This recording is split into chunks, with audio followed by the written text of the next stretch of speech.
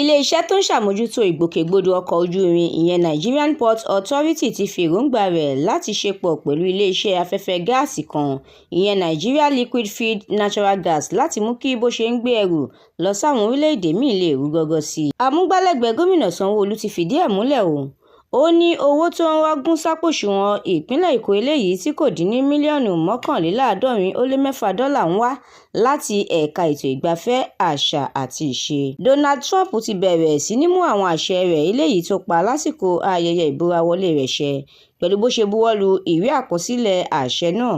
Àgbáríjọpọ̀ ẹgbẹ́ àwọn tó ń lo ojú òpó ìkànsíra ẹni lóríṣiríṣi lórílẹ̀-èdè yìí ti fọ́nmú tí wọ́n sì kọ̀rọ̀ ojú sí àfikún ìdá 50% owó ìpè láti ọwọ́ àjọ NTC. Ààrẹ Tinubu ṣe ìpàdé alátìlẹ̀kùnmọ́ríṣe pẹ̀lú Wike, Fubara àti àwọn àgbààgbà Ògbóni nílé ìjọba l'Àbújá. Àjọ SERAP sọ̀rọ̀ ó ní kí Ààrẹ Tinubu pàṣẹ pé àfikún ìdá 50% fún owó ìpè láwọn ojú òpó ìkànsíra ẹni kò gbọdọ̀ wáyé kó tó wákàtí 48. Èyí làwọn ìròyìn lérèfé tó jáde láṣálẹ́ òní ọjọ́ Ìṣẹ́gun Tuesday ọjọ́ 21 oṣù Kínní ọdún 2025. Láti jẹ̀gbádùn àwọn ìròyìn lóníranran síwájú sí i, ẹ darapọ̀ mọ́ The Matrix lórí Facebook, Instagram, TikTok, YouTube àti X. Àdúrà mọ́mi Balógun ló ṣe òǹgbùfọ̀ ìròyìn yìí.